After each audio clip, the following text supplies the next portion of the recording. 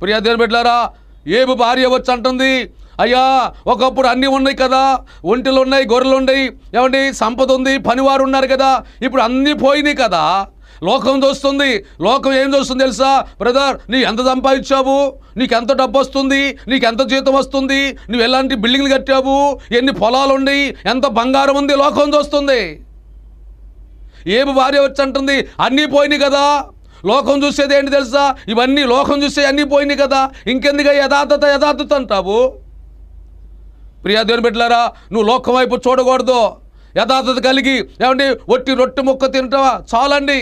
యథార్థత కలిగి నీతితో కూడిన కొంచెమన్నా నీకు పర్వాలేదండి. నువ్వు తినే ఆహారము అంత అనేక మంది రుచికరంగా తినేవి నువ్వు తినలేకపోయినా పర్వాలేదండి. యథార్థవంతులుగా నువ్వు ఉంటే ప్రభుని ఆశీర్వదిస్తాడు. యథార్థవంతులుగా ఉంటే ప్రభుని దీవిస్తాడండి. ఏమి భార్య వచ్చి అంటుంది, అయ్యా అన్నీ పోయినాయి కదయ్యా,